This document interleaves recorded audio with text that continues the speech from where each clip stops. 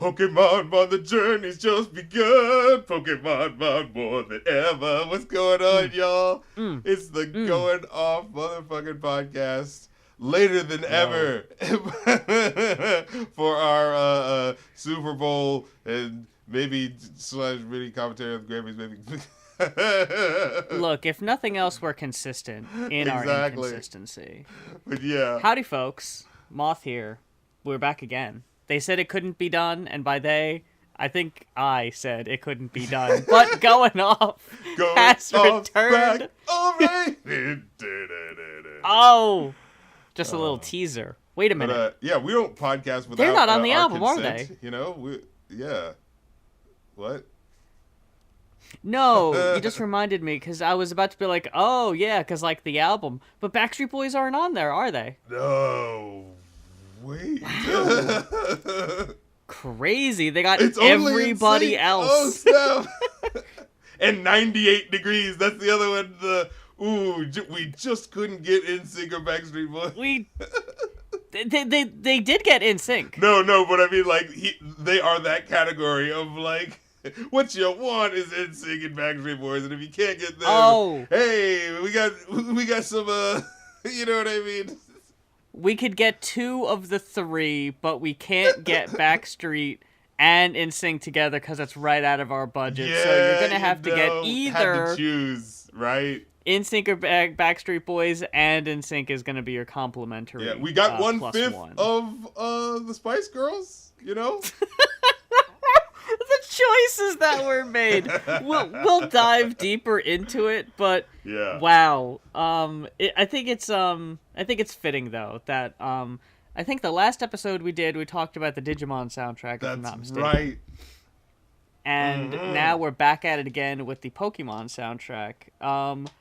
Polar opposites in their tone and their doubt. Isn't that so interesting? The band selections are so crazy. but like honestly, both big slices of the 90s, you know? Yeah. I mean, ska. Right. The last time and ska was super relevant was the 90s. Yeah. It really hasn't had a resurgence since. And not like that, yeah. I'm saying like all the things I was gonna say during the review, but like, this is like the most 1999 album I think possible. Like, I don't even think if you like a Now CD probably would be the closest you could get to touching this. Yeah. But in fact, yeah, I had Now before 8 we get at to that time, I remember that had some classics on it. Gorillaz, fucking Clint Eastwood. Yeah, it had God, what was that? It had what was that? Bad Lip, Fat Lip. Sum 41, yeah. You know, and yeah. Please tell me what. I had the first. I want to say 8 or 9 nows. Wow, look at you. So real quick, because you reminded me, I just wanted to run down the track listing of the very first Now. Okay. So we got Together Again by Janet. We're starting out with a heater, dude. Oh, and I remember that's how the commercial opens to the Everywhere I do. It's like, this is the Now music. It's like, oh shit. It's like coming at you in like a spiral. Of course. Then you get As Long As You Love Me by the Backstreet Boys. We're banging on all cylinders here. Then The Way by Fastball. Okay. A real fucking classic of the day. Flagpole Sitta by Harvey Danger. That's incredible. We're getting the one-hit wonders in here too, sure. Say You'll Be There by the Spice Girls. Okay. Real S-tier Spice Girls track. All My Life by Casey and JoJo. The hits just keep on coming. Yeah. Never Ever by All Saints. Here's where you start to lose me. I don't think I know that one. But then you got If You Could Only See by Tonic. Okay. If you could only see... No? Okay. Well, then you got Bop by Hanson. Ooh, right, am I winning you back? You back on board? So back. Zoot Suit Riot by the Cherry Poppin' Daddies. Incredible. Then they're losing me again. Shorty, You Keep Playing With My Mind by Imagine, spelled Imajin. Oh, okay. Mm-hmm. Anytime by Brian McKnight, the only song on the album to not have its own Wikipedia article. That's telling. Yeah, that's not a Barbie Girl by Aqua. Oh, okay. Let's go. Why is that Let's so fucking deep? go. Yeah. Then here's a really crazy out-of-pocket one. Karma Police, Radiohead. Okay. Like, okay, they always hit you who with invited the, really cool the weird... bits at the tail end, you know, it's like, well, we couldn't put this in the front, but, you know, it's like... Someone invited the weird, socially awkward, standoffish dude, and that's Karma Police, just kind of being the elephant in the room, so to speak. Yeah. Then I Will Buy You a New Life by Everclear. Okay. Fly Away by Lenny Kravitz. Okay. All right. And closing out the album, I don't exactly think we're ending on our most strong foot here, Sex and Candy by Marcy Playground. Wonderful. See, after a while, I remember the Now CDs kind of had a formula where they they put the rock songs at the end. Yep. Same with the Now. They haven't figured that out yet. when you got Janet, Backstreet Boys, Fastball, Harvey Danger, Spice Girls, Casey and JoJo, like, it's all over the place. Yeah. I like what they were doing, though. Like, I talked about this in the video I made a few years ago, the my complicated history with compilation albums, where as someone who was closeted and, like, wanted to listen to quote-unquote girly pop music, but, like, couldn't just, like, tell my parents, hey, I want a Spice Girl CD, or hey, I want Janet Jackson or whatever, this would be the sneaky way around it. This would be the cheat code. The way to get that one or two songs that you'd want to jam with in secret, on the sly. And yeah, Now was there for you. Or if you happen to want the edit of Everybody's Free to Wear Sunscreen, you could buy Now too. They got everything for you. But we're also here to talk about two of music's biggest nights, that's right. If I'm not mistaken. Yeah. So, well, just to get it out the way real quick, because, I mean, you know, when it comes to the Grammys, I'm mainly concerned with the hip-hop side of things, you know what I'm saying? But I just saw that, like, Kendrick... You weren't hyped for Turnstile? Say that again? You weren't hyped for Turnstile winning Best Metal Album? Sorry, Hey, that's fine. Me. Look. I'm not as big of a fan of metal as I purported. I'm sorry. Oh, no. It was all lies. I gotta say, not only did I pay, like, zero attention to this year's Grammys, I know everybody and their mom who made a video about 2025 was like, this is the weakest fucking year for, like, pop music and pop culture in general. So I didn't really know much of what was going on, to the point where I was talking to a friend of mine, and she was saying, I really hope Golden from K-Pop Demon Hunters wins, what was it, either Song of the Year or Record of the Year, I forget. Oh, yeah. And I was like, you know, it was #1 for a really long time, I think it has a pretty good chance, but me, I'm a fucking Sabrina girly. So I was like, I kind of want Man-Child to win personally, but hey, if either of them win, I'll be happy. And then fucking Billie Eilish won for a song, I was like, I don't even know if I know that one. I just have not been paying attention. What was the song? Was it Wildflower? Is that what it was called? I'm sure it's a fine song, but I just don't think I know it. Yeah. Grammys 2026. I don't have Numlock on. Grammys. I was about to say, yeah, man, it's been such a weak year. I had a fucking hit song. That's true. That is true. There was enough clear way for there to be, you know what I mean? Hey, what the fuck is this fucking asshole doing? Wow. I mean, that is a really fucking funny way to put it. It's like everybody had a chance. It is like weird to think about the music landscape in this way of like, well, there's not no, like when this whole thing about like, oh, we don't want to make music videos anymore because now there's not any, there's not a financial incentive because you can't get money off of the video or whatever. And it's like, I'm sorry, are we not fucking artists? What the fuck is happening right now? Like, aren't you supposed to be wanting to do this shit like because it's interesting and you have like things that you want to promote? You know what I mean? I mean, you know what? I'm fucking throwing this out there. Let all the fucking people who don't give a shit about this as an art go. Let them fucking leave. Like, you know what? Fucking who needs it? Because like I think about this in terms of like Hollywood and all these movies that are coming out and how people were like, oh, everything's just going to be franchise movies. But no, indie movies still make it through and people still enjoy those things. And like the thing about indie, well, I guess it's like I think it's just that everyone's just struggling, especially with the post-pandemic and just like budget being less for shit. You know what I'm saying in general. But music's getting hit the hardest because there's the very big like, well, let's say the '90s. Where's the money that we're gonna get for this shit? You know what I'm saying? Type of deal. So yeah. Like with streaming, like anything can, like what was that one story that came out a couple of years ago that said like, more songs were released in this year.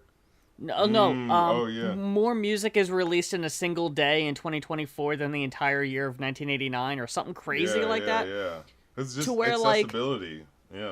Yeah, like there's no shortage of it. Like I remember Mark Mothersbaugh Devo had this interview where he was saying that like the advent of MP3 made it so you didn't have to fucking save up money like they did for studio time. You can just record shit in your house if you want. Everybody has access to that now. And that's so cool to be like, Yeah. Yeah, I mean, it's one of those like, oh, everyone gets to make music, but now everyone gets to make music. But like at the same time, like it is. Yeah, like it's not all gonna be amazing. Yeah, sure. But it is nice to like for there to be access to the people who would not have had access to it previously. You know what I'm saying? To be able to do fun shit and more tools for doing that and shit like that. You know what I'm saying? And I'll say on the other side of things, I've been paying more attention to amateur films because your girl has got on the trolley with every other trans girl on Twitter and finally got herself a Letterboxd. So now I'm seeing what everybody's watching. I'm tapped into the zeitgeist, so to speak. So when I say that, like, everybody can make music, but not everybody can make movies, I'm realizing that's less and less true. Like, I'm over here, and, like, I've been working on a film of my own. No one get excited. No one's going to be able to see it. Because the thing here is, it's made of, like, nothing. Like, it's completely comprised of home movie footage, like camcorder footage from the time I was born to 2010. And there's a lot of people in it that don't like that haven't like expressed consent to be in a film, so it's not like it's gonna be something I'm gonna be able to like show or post to YouTube. But like I talk to some friends and be like, hey, if y'all want to come over and watch this thing, we could do that. And there's also like copyrighted music in it, so there's a lot of red tape there.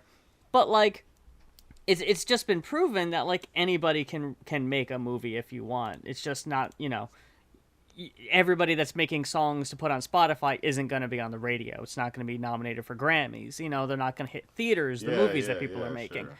Just because you can make it and it's accessible doesn't mean it's going to get the same mainstream attention, unfortunately. So, like, when people say rock is dead, it's like, that's not true. It's just you're not paying attention. You're listening to the same FM rock station that's playing the same songs from 20 years ago because there aren't the local alternative rock station that I listened to in high school is still playing the same shit. Good God. Like, you can still put it on and hear Linkin Park Hybrid Theory era stuff, Yeah. And it's like, what?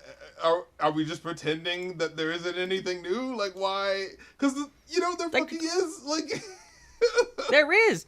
I mean, it really is. It's just there's such a narrow scope, too, of, like, what you consider rock, like... like, people would probably consider, like, hyperpop acts like 100X or stuff like that do have rock elements. Right. Are they going to get played on rock radio? Probably not.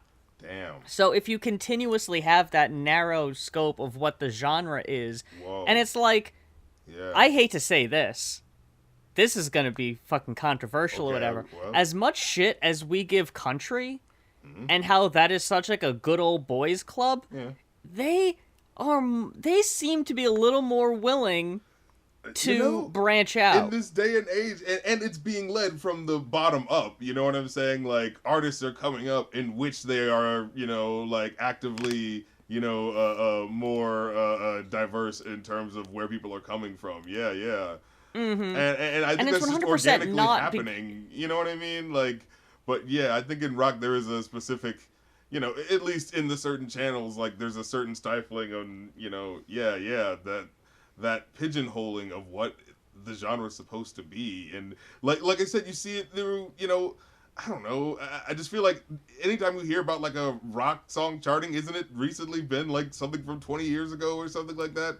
And it's like, it's always the same 5 bands, It's like Foo Fighters, it's Coldplay, it's Gorillaz. It's always something like that, or fucking Imagine Dragons, God, yeah. And like I say that about country. I don't want to give them too much credit because it's 100% capitalism. Like, they're not doing it to be diverse. They're doing it in spite of themselves. Like, they're doing it begrudgingly. All right, I guess more people wanted to do it, so I guess we'll take your money. Yeah, this is what people are listening to. I guess we'll fucking pay attention and allow it in because it's making money. Yeah. Like, they're not actively trying to let more black people into the country music club. It's just, I guess we really don't have much of a choice. They're being forced because it's what the people want. Yeah. Like, country is stagnant. It's branching out. It's becoming more diverse, and they'd be foolish to, keep the doors closed. Yeah. But just going real quick to the rap category, because I was looking through it, I was like, wait, did he really just win everything? Kendrick Lamar, like, his best rap album, best record for Luther, best rap song with TV Off, best melodic performance with Luther, best rap performance with Chains and Whips. So I'm like, holy shit, all right, he just fucking swept the shit. But then I saw this one thing that said, Tyler, the Creator, got 1 win for best album cover for Chromacopia. And I was like, wait, album cover? Is that a thing? Yeah, that was a new category. Oh, okay. Yeah, I think they just introduced that. Album cover for Chromacopia. Wait, I didn't even see what the other nominees were. Yeah. I was just like, yeah, that's a good one. Sure. Yeah, I didn't argue with it. Yeah, like, no, that's got that sort of classic look to it. Yeah, sure. Yeah. Real quick, by the way, I just wanted to eat my own hat, but I think this is very funny. I went on Billboard. The top rock and alternative albums, I can only look at the top 5. Number 1 is by an artist named Noah Kahan. I don't know who that is. Okay. Number 2 is Zach Bryan. I don't know who that is. That so already, sounds like a country name. When it's just like a normal guy's name, that just sounds like a country artist to me. Yeah. So already they're going against it's the same 5 bands. Then Billie Eilish hit me hard and soft. Okay. Like, I wouldn't necessarily call that a rock album, but it's cool that they're letting it in, that they're expanding their horizons. Yeah. Then an album called I Barely Know Her by Somber. Oh, yeah, because he had that hit. Oh, was that good? Okay. Yeah. Oh, God. Todd put it as his number 1. Is it Back to Friends? Yes, I think so. Yeah. I see that there. Yeah. And then number 5 is Rumors by Fleetwood Mac. The classic. Is that like a 60-year-old album at this point? But it's a fucking banger. Anytime there is like one of those guys in the slots, it always is sort of like but that is like that's a fucking banger. I mean, are you gonna keep Rumors out? Huh? No. Yeah. Who's gonna be the one person to say Rumors doesn't belong there, despite it being a 48-year-old album? No, that's fine. But I will say, looking down at the rock and alternative airplay chart, number 1 is a Sublime song. Oh my God. Not an old one, it's a new one. Oh. But I don't know what it is. I don't recognize it. Then a Deftones song, again, a new one. Then a song by Tame Impala. Then the Back to Friends by Somber. Yeah, okay. And then a Mumford & Sons and Hozier track. Whoa. I didn't know that existed. Okay. So it just goes to show, folks, how out of the fucking loop I am. Oh, but what was I saying that? But Kendrick. Well, I was still gonna bring up about the about rock music, but two thoughts. Oh yeah. Two thoughts bashed into each other. Sure. What the fuck are we talking about in relation to rock music? Just the fact that God damn it! Oh, it was gonna be a good point. Well, fuck it. Let's talk about Kendrick Lamar. So, it'll come back. Yeah, exactly. If it's good enough, it'll be remembered. Apparently he's just beat Jay-Z for the rapper with the most Grammy wins in history. So like, oh wow, this year by getting those 5 wins. So I was like, oh shit, all right. Damn. And then album of the year was to Bad Bunny for Debí Tirar Más Fotos. I hope I said that right. Sounds right. With the Bocate track that I fucking loved from that album. Did you ever see the music video for that song? I don't think I have. I'm honestly not very well versed in this stuff, I'll admit. Yeah, like there's a scene. Oh, now I remember what the point that I was going to say about rock and like, newer stuff coming up. Where it was specifically going to be about how like, wasn't that the whole thing a couple of months ago about like where they were selling the story on the internet of like rap isn't charting this week, but what it really was Billboard was changing its rules so that like newer stuff could get streamed. And I think it was kind of streamlining into the argument about like, so much new stuff is coming out right now, but the big stuff is so big that it's just kind of like clogging up the top of the chart. So they just had to introduce rules to try to get newer stuff in. So it is interesting to see the rock category, like, okay, we're kind of seeing a little bit of that changeover. Like, all right, like, we're seeing some breathing room happen, I thought you were gonna say something akin to when Billie Eilish released her statement about ICE and everything and how the industry kind of pushed back. And then I don't remember which organization, which news site posted the story that was like, Billie Eilish's newest release fails to chart. And it was like, because it was a Record Store Day exclusive that like isn't like a mainstream release. So like people are being like intentionally deceptive to try to like smear her name. That type of shit. Yeah. Oh God, yeah.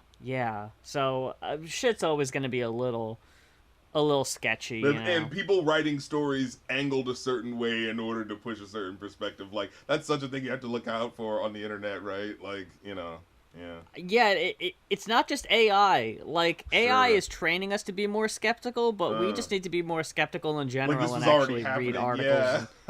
Yeah, like, we honestly should have been more prepared for this with the reading more of the article and not just the headline. Oh, my goodness, yeah, right. But what were we bending into? We were going to talk about... Luther Vandross winning the Grammy. Sure. I love Cher. Look, can I just say real quick, Cher not knowing the name and was fucking adorable. I thought that was really funny. That she just thought, oh, Luther Vandross, of course, that makes sense. That Luther Vandross would win a Grammy. It's like, oh no, it's a song sampling him just called Luther, and she just didn't know. We just gotta be more forgiving with these old white women. Do you see the clip of Joni Mitchell winning her Grammy and she's just standing there on stage awkwardly standing at the audience, not realizing that she won the award? She's just standing there smiling and she's like, who won? Oh, I won? And it's just like, look, we just gotta be, maybe don't give them driver's licenses, but no. we can give these women the Grammy stage time all they want. I think that's a fair trade. You can't drive anymore, but you can still give these awards at the Grammys, and we'll all love you, and we're not gonna criticize you too much. Exactly. But I think I was talking about the Bad Boy. Oh, good Lord. Bad Bunny album. The Inner Circle Grammy win. No, but there was the music video for Bocate. And it was pretty cool. I liked it because it was like, it kind of starts off, it's like, all right, it's Bad Bunny. It's going to be about him. being the lover boy or whatever. So he's like, you see him in the video, he's at the beach, he's got his arm around someone, but the camera's not quite showing who that person is. And, you see him at another point, he's on the phone, he's talking to this girl, but it's like on a payphone, like it's the 90s or something like that, And so there's like all these instances where he seems like he's talking to someone, but then the camera pulls out a little bit halfway through the video, and like he's got his arm around no one. Like it's actually like no one at all. Like the phone, like you see behind it, and of course, like it's 2025, so it says out of service, so he's not talking to anyone. And it's like, oh shit, yeah.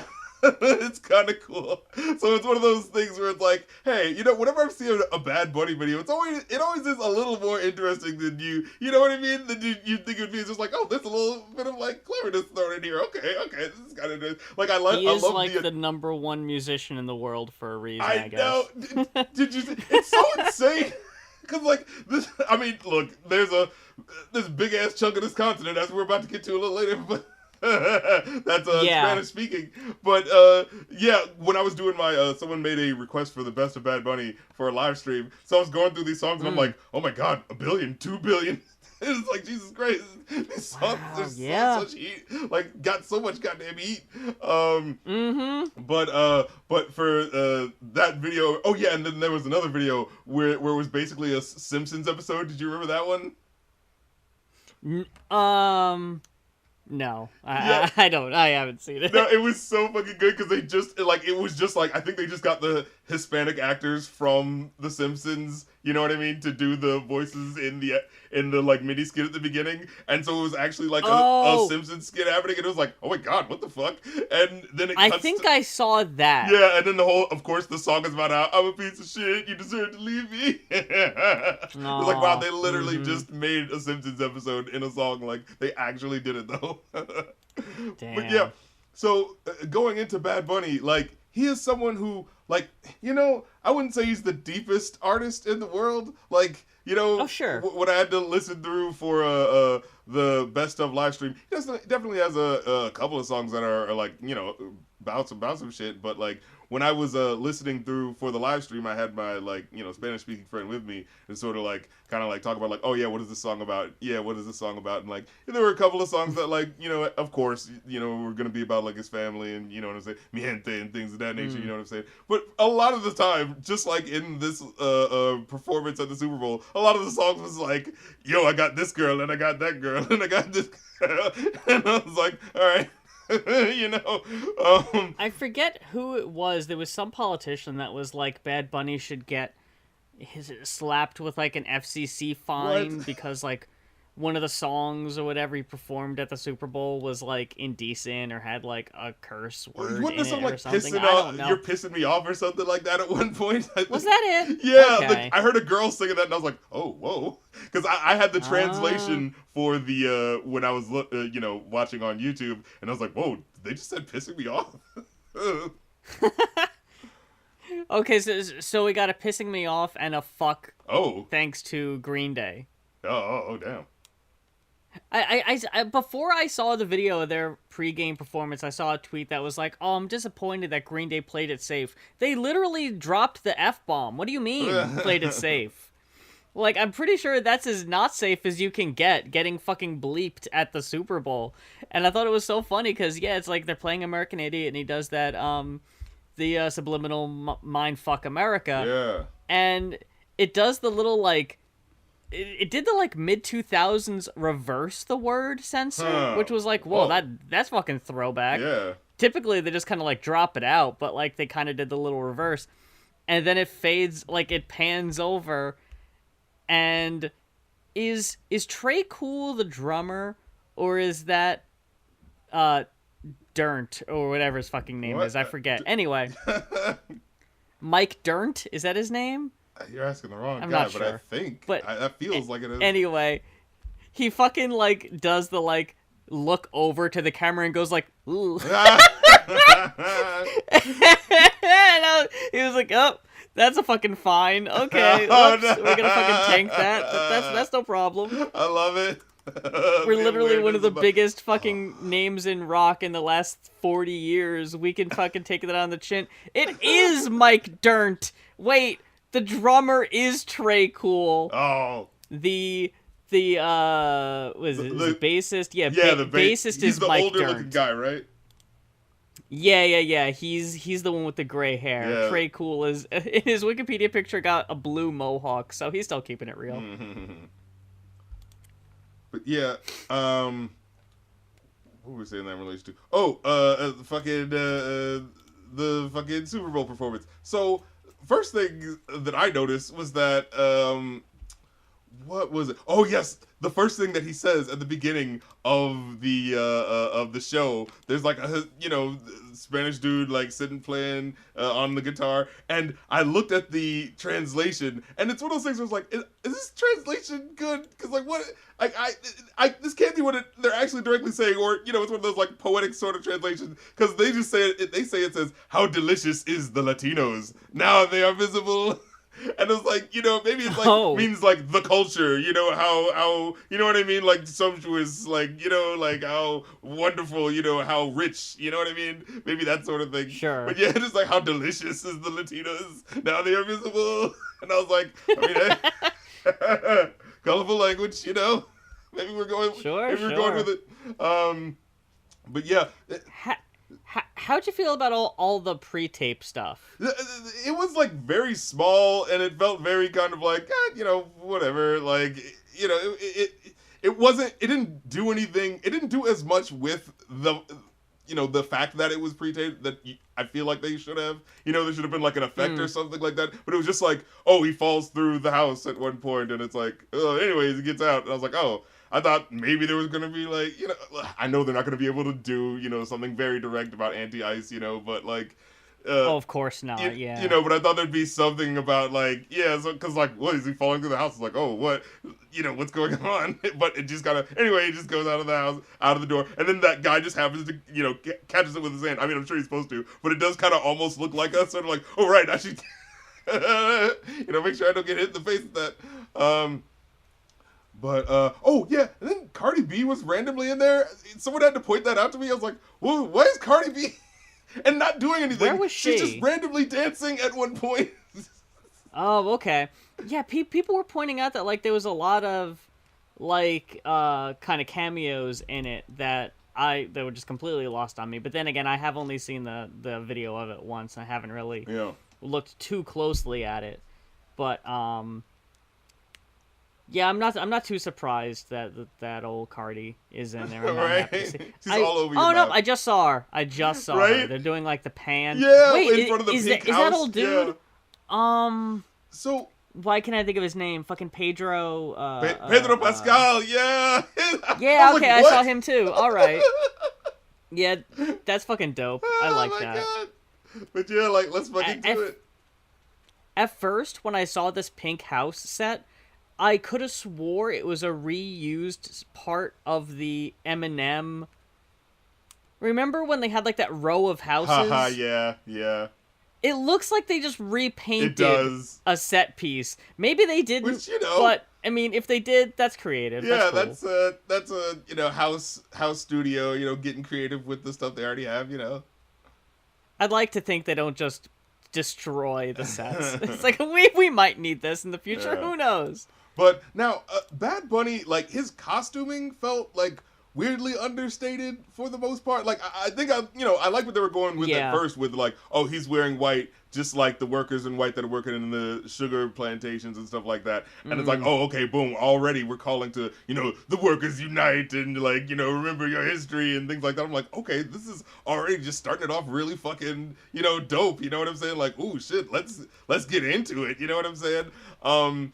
But he's wearing like a footballed up sort of like 80s, working woman sort of thing there. You know what I'm saying? Like the whole time the shoulders just felt so high up, I definitely, because I fell for the news story that came out.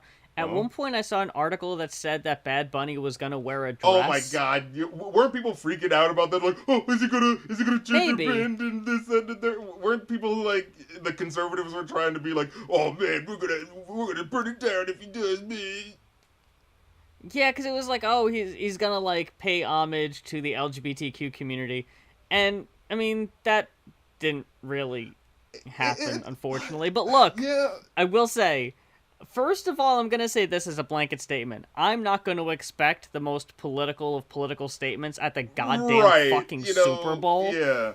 Look, this was very specific for representation, and to a point that we've never seen. Like, at a scale this big, on one of the most watched programs in the country. Money's on the line, Yeah. I think we needed this, and I'm glad it focused as much as it did. Like, would I also like some cool representation? Sure, of course I would, but we can do that at another time. Well, there was one scene where there's one guy, like, dancing up on another dude. Like, when they're going through the sort of tire shop sort of thing, there's a specific shot where they show it, but they cut it so quick, and I was like, wait a minute. I was gonna say some blink and you miss it Disney-ass I was like, shit. wait a minute. That doesn't you count. You almost don't even fucking say. It's one of those things. It's like, I think they're doing that trick on purpose, the sort of like, oh, we flashed it for a second, so if you're not really trained to think about it, you can kind of miss it, but like, if you are, you're like, hey, we got something for half a second, like, if you blink. Like, I was specifically looking out for that shit, and I missed it, so, I don't know. Like, I thought it would have been cool if, like, hey, we got the wedding over here, then maybe it pans over and there's, like, a same-sex wedding also, but, like, again, like, they're already trying to get a whole bunch of shit in here, like, it's already crammed to the fucking gills. I do kind of wish we would have got a Cardi B performance instead of a Lady Gaga performance. I know I was just saying I want the queer representation, but also, I don't know, maybe the Lady Gaga singing a version of the song she did with Bruno Mars didn't really make a whole lot of sense. But that's why it was there. I liked it so much because I fucking hate the original. It sounded good. At least it's got some goddamn life into it. A song that's caring about, if the world is ended, I want to be with you sounds so fucking dead. Like, I like this version. I do really like their rendition. No, I gotta get this one on fucking Spotify, goddammit. Or wherever listening, streaming services are heard. I didn't say that sentence right, but you get what I mean? It's been a minute since we've recorded. I'm not going to go on a whole big tirade about this. Yeah. But I switched from Spotify to Tidal a few months ago. And I like it, but I really do hate to say that there are such features that Spotify has that make it super convenient that Tidal just doesn't have. And I'm kind of spoiled in that regard. But, like, I don't understand why they couldn't just use the same things. Like, you can't, like, for example... copyright thing. They're like, no, you can't do I'm wondering to what degree. It's like that, Because, like, on Spotify, you can go to an artist page and be like, never play this artist. And it'll just block them from your shit. Tidal doesn't have that. There's a thing where you can just, like, sort your collection of stuff by artist. Tidal doesn't have that. It was, like, break down your songs by genre. It was really clunky. And oftentimes, it probably just used AI to determine what was what genre, because it wasn't right, like, half the time.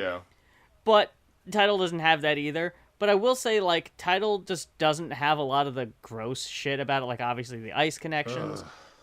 It still has Israel connections, but, no one's perfect. And, of course, the only thing that is perfect at this point is fucking just listening to physical media, and a lot of stuff isn't available physically, unfortunately, like a lot of indie artists that are on Bandcamp, because everyone was like, oh, just do Bandcamp. It's like, yeah, okay, that's fine, but, like, maybe it's not always available in a physical form. Yeah, they're trying to fucking phase out CDs, you know what I'm saying, in terms of usage and computers and shit like that, right? Like... Oh, yeah, something like that. I don't know where we're at. Like, a lot of the new computers, they don't have CD players, so, Oh, yeah, mine doesn't. Yeah. My I have an external drive because that at I have least to it's thinner do. now. Isn't that what you wanted? That's what you wanted, right? You wanted less ports, right? You wanted less drives, right? You wanted less RAM, right? Oh, my God. Going off once again. Look, it's been a minute. Yeah, we're trying to play catch up here. Sorry.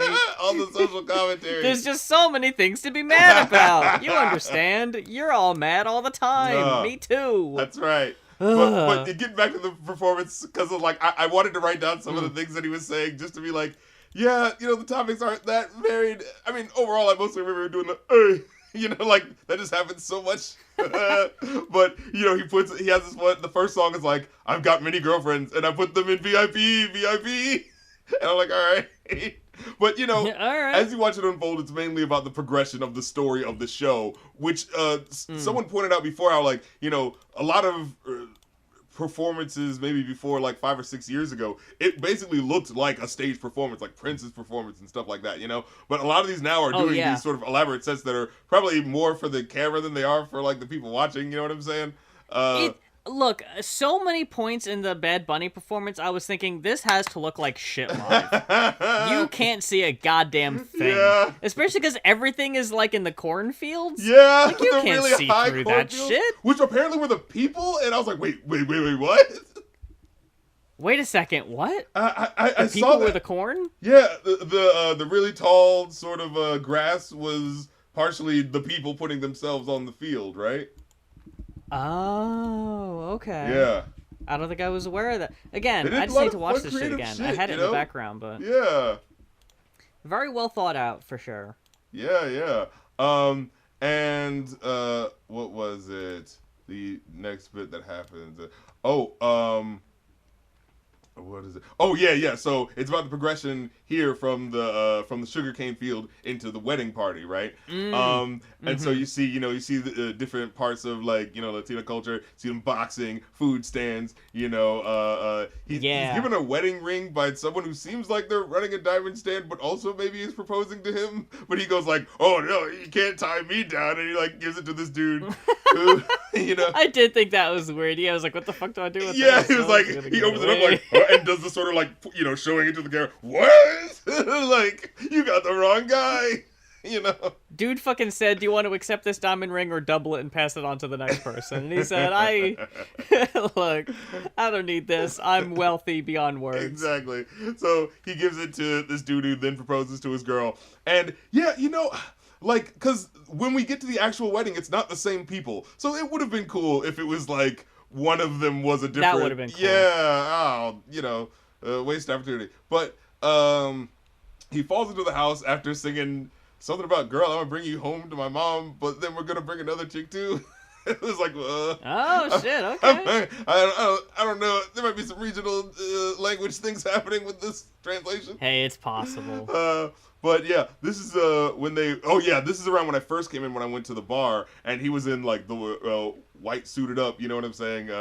And he, like, yeah, they were playing a show and all the Latinos were in there. Motherfucker, that shit was lit. Everyone was, like, cheering the fuck on every fucking hit song. And then at the end, what I hated, after the performance, there was a commercial, winter commercial, and there was a fucking commercial for Ice during the goddamn Super Bowl, after, and I was like, oh, wow. And then I heard every Latino booing. Like, that is so fucking crazy. It's like, you gotta be fucking kidding me. That's intentional to put it after the fucking. Like, well, you can't be too political with your thing, but we can sell our fucking, Ice bullshit. You know what I mean? Yeah. I mean, I will also say too, like, I really dislike the AI intro thing they did. Yeah. That looks like shit. Makes it look like a toy thing. They're trying to go for that little perspective looking thing. And you just like see the letters moving because it just looks so shit. State of the art. Yeah, which is why we're not talking about the commercials. That's the main reason I ixnayed that. He's like, you know what, we got enough to talk about. That too. I sent you a 40-minute compilation of all the commercials, and I got about halfway through, and I got so fucking bummed out that I was like, no, never mind. I don't want to talk about any of this. This shit sucks. Just like none of them were funny. There was so much AI. Yeah, it was just like, what the fuck am I even going to say about half of this? The only one I saw that I happened to see someone else talking about was the William Shat commercial. Like, Oh, yeah, the Will Shat one. Will Shat on my car. Yeah. I was like, wow, okay, I guess we could say that word. I guess it's the reflexive, what the fuck tense is this? We could say Shat. Oh. Yeah, I guess that's, passive. Yeah. Or past tense. Because it's not directly thought of as directly the word, and it is technically half of his last name, so Look at that. Yeah, we can get around that, sure. We talked about a commercial. All right, so back to the... Cross that off. Back to the, well, not the car portion, because we already mentioned that.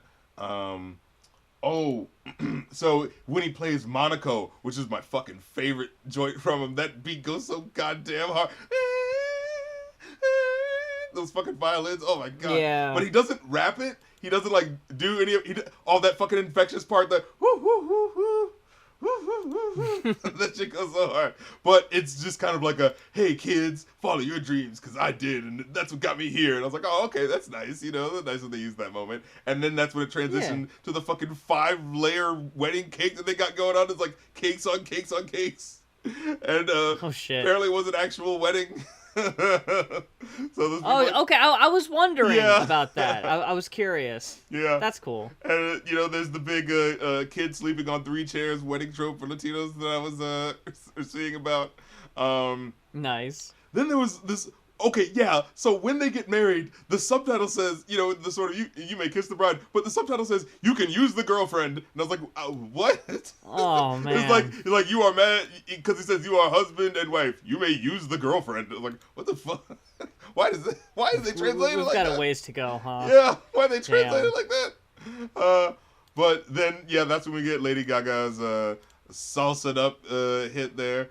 And again, I want this version, goddammit. Oh, and then when he comes up to Bad Bunny comes up to Lady Gaga after she does her rendition, he says, while one is living, they should love as much as possible. And that hit me so damn hard. I was like, oh man, he's so right. And then when everyone starts dancing, he says, dance without fear, love without fear. I was like, oh my god, this is hitting too hard. Again, would have been nice if there was a but let's move on. Yeah. Then he gives the Grammy to the kid as he's walking by, and I was like, because he won. That's what it was. That was the time he won that album for album of the year. Wasn't that like last week? So it's like the fact that they had that ready to go. It's like I guess they maybe would have shown him something else if he didn't win. But it's like, wow, that's pretty fucking cool. Double up right there. Yeah. Then it cuts to someone playing guitar, and then it's Ricky Martin singing like this grand old man, with the taco meat on his shirt hanging out. You know what I'm saying? And he's belting this shit out of this song about him, like, they tried to take my beach, they tried to take my ocean. And he said, don't let go of the flag. I don't want them to do to you what they did to. And then it cuts off and goes to the next bit. But it's like, whoa, like, we got a little political in it, because I saw that fucking translation. I was like, wait a minute. And apparently, because that. Oh yeah. No, go ahead. Apparently, that song is a like Hawaiian anthem. It's like about Hawaiian colonialization, and they were like using it as a crossover. So I was like, whoa, that's interesting. Like, so that's what already keys it into that sort of like, oh, we're mixing cultural struggles. You know what I'm saying? So I was like, ooh, okay. And after that, you hear him say, with much love to all of you. And then you see, that's when he pulls out the light blue Puerto Rican flag, which I remember seeing that at first. I was like, oh, that's lighter than it. Like, I just noticed that. And then someone brought it up. I was like, oh, yeah, it's actually like the workers' Puerto Rican flag that was, for the people. And I was like, holy shit, all right.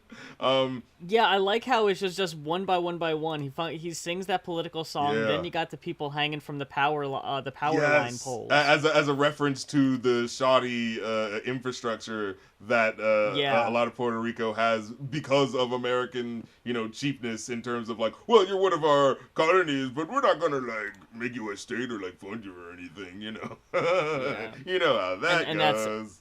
And immediately after that is when you see Bunny with the flag, and it was just like, damn, okay, we're just going for it. Yeah, that's cool. Yeah, and then that's when he says the "God bless America" in English. And then you hear him switch to, in Spanish to say, Via Chile, Argentina, like going all of these, southern countries, South American countries. And then he goes up to Mexico, United States and Canada.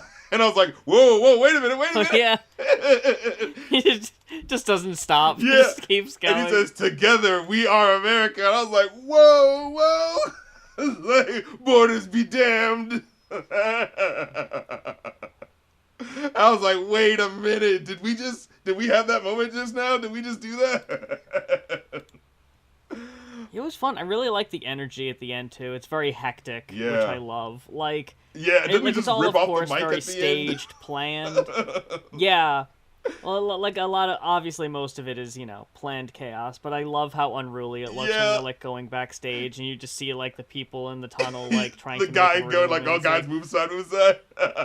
Yeah, all right. Yeah, it's like, okay, that's cool. Yeah. Like I like how, like you were saying, we're moving past the one stage with, it's funny, like Mike the Snare made that video about how like Super Bowl halftime shows changed from the Up With People performances to when it all changed with fucking Michael Jackson in 91, I think. That's right. And like that performance is crazy because he's got the, jumping out the sides and he's on the screens and everything. It's like, oh my god, there's like 4 Michael Jacksons and then jumps out of the stage. But ultimately, they are just on a tiny ass stage in the middle of the field. Yeah. Like, that's what we had for the longest time. And then, like I remember, like Prince, The Who, I think the Rolling Stones was like that. Yeah. I don't remember if Lady Gaga's was like that, but I remember in the past couple of years especially, I remember the Bruno Mars, Beyonce, Coldplay one was like a little off the, like kind of flushing the format, so to speak. Yeah.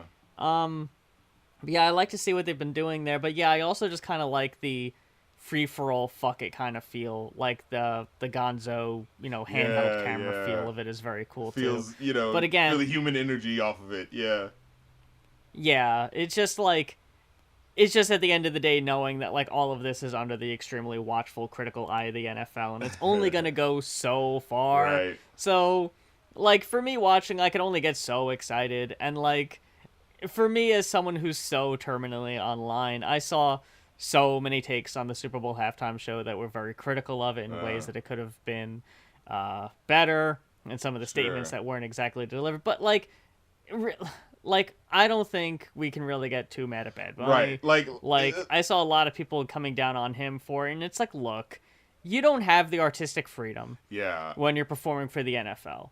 They will only let you go as far as they're going to let you. And sure, I'm sure if he had more less limitations, more freedom, it would have been, more in your face, more impactful, and the show's still pissed more off straightforward anyway. with its message. Didn't it?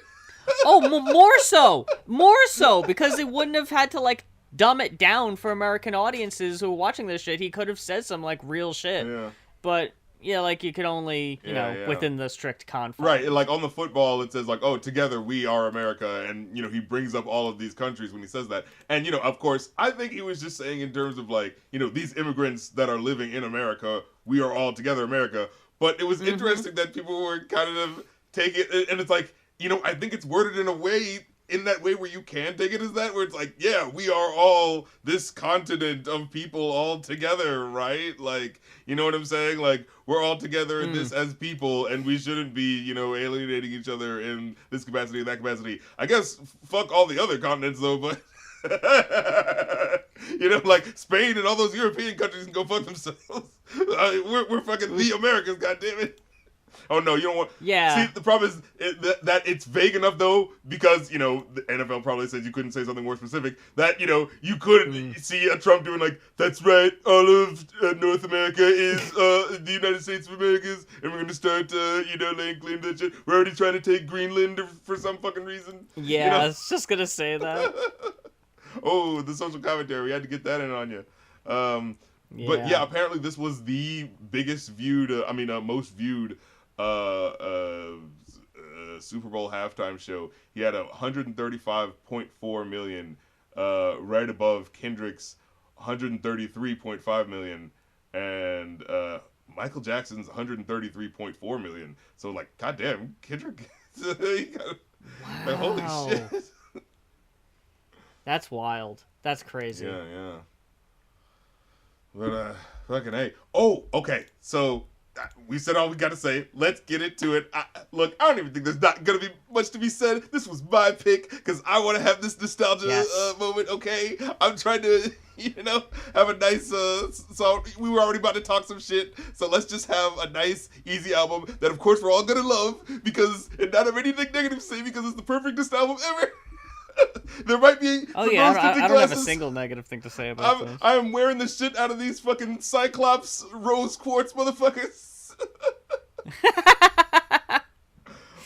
The rose-colored boy over here, folks. That's right. But look, I do like, and I appreciate how you went easy on it because it was like, okay, the show's coming back, we got some requests, we're gonna ease into it with this late '90s bubblegum pop album, which was a very easy listen for me. Yes. I still have some questions, but we'll get through it. Because according to Wikipedia, they were nice enough. Because I'll say I did not grow up with Pokemon. Oh. It was there, but I didn't watch it. So you've never listened to this album before? I've never seen the movie before. I haven't listened to the album before. So all of this was new. Incredible. You know? So I do appreciate that I went into this with completely fresh eyes and ears. That Wikipedia was nice enough to let you know that before the Pokemon movie, there was a short, Pikachu's Vacation, which I also did not know existed, but now I do. And it shows you, of the songs on the soundtrack, which songs were featured strictly in the Pikachu's Vacation short, and which songs on the album aren't featured in either the movie or the short. And I just think this is so extraordinarily cheating that 10 of the 16 songs on the soundtrack weren't featured in the movie or the short. They just threw them on this fucking album and said, oh, this is the soundtrack. Over half the songs aren't in it.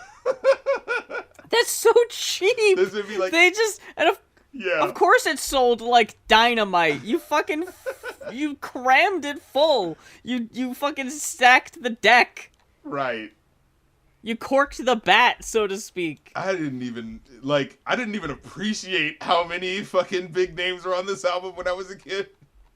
Oh. It really is a who's who, I will say that. And also a who's that. Yeah. But we'll get to those as we go. Oh, I want to point out really quick, first off, though. Yes. So the intro thing that I sang, the Pokemon on the journey's just begun. Pokemon. So that's from the song called, it's from the To Be a Master album, which is like songs from the TV show, but they used it in the commercial for the movie. So I remember hearing that song and as a kid being like, I can't wait, because my mom had got me the soundtrack and I'm like, I can't wait to hear that song that they used in the commercial, and it wasn't fucking there. So I'm gonna, can I send you the, hold on.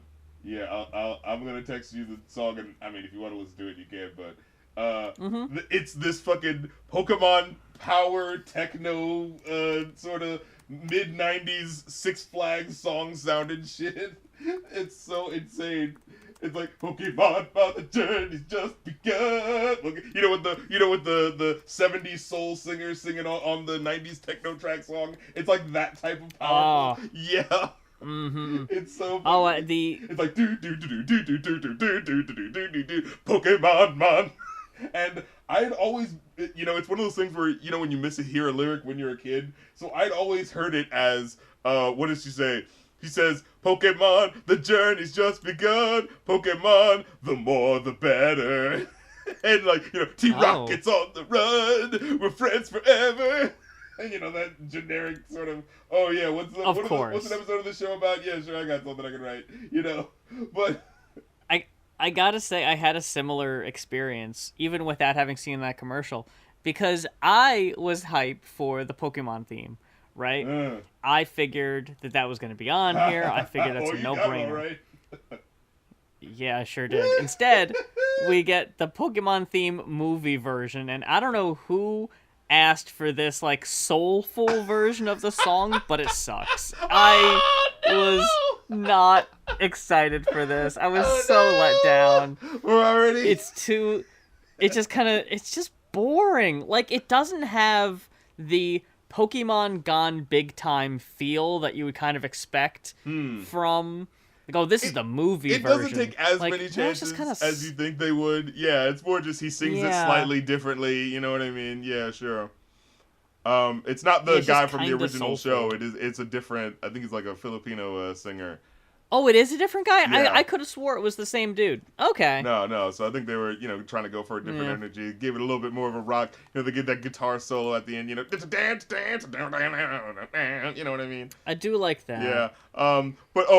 So not exactly putting your best foot forward, but it's all right. But speaking of Pokemon themes, going back to the Pokemon techno joint, just really quick, the original lyric the thing that I thought that they were originally saying, he says, like, I thought she was saying, Pokemon, the journey's just begun, Pokemon, more than ever. Like, the journey's just begun more than ever. Oh, like, I thought they were just being weirdly hyperbolic, More translation. Yeah, that's what I was thinking. It was like, is this like a thing where they didn't, the singer didn't ask questions. They're like, yeah, sure, all right, the journey's begun more than ever. Right, sure, whatever. Sure. There is a song that is very that coming later, but we'll get to it. This is going to be so fascinating, because I was like, wait a minute. Oh, I'm the person who's heard all of these a billion times, and you are not. See, that's the thing. I'm so much more into, like, bubblegum pop music now, but I honestly haven't gone back too much into, like, the late 90s stuff too much. So a lot of this was kind of new to me. I was also expecting more, like... Okay, well, no. I'm just going to save that comment. The next song, Don't Say You Love Me by M2M. That's right. Which is apparently is the album's lead single. Yeah, I remember seeing the music video for this where you see the Pokemon, poster, and there's like they're at I think it was like an outside, an outside movie theater sort of thing, the drive-in theater. Okay. And then you see the Pokemon, popcorn sort of thing going. Yeah, I remember that shit. I watched the music video. Maybe it was a different version. I didn't see Pokemon shit in it. Sometimes they'll edit like different versions that'll cut it out. Because I know I've seen a version where they showed the Pokemon poster. I thought it was so weird that they went out of their way to we got this music video at a drive-in movie, and like I figured, we're gonna see like shots from the movie on the screen. And they don't do that. No, yeah. But one thing I did notice was that the music video itself looks very much like a WB promo video. It so does. Like, I expected to see Michigan J. Frog and Sabrina the Teenage Witch to just pop up to talk about their primetime lineup or some shit like that. Like, it was very weird how... Like, it feels like they just filmed it at the same spot. No, there like, is a version that I'm seeing that is Pokemon the first movie soundtrack version that shows the... Yeah. They had two different versions, I believe, because it's like... Damn it. Well, we might not feel cool playing this one, so let's do a version without it. Yeah. Nah, that makes sense. Yeah, I saw the cornier version, unfortunately. Yeah. I would have liked to have seen the Pokemon stuff. I thought the chorus was really cool. I think the verses are super, super weak. Very much nothing.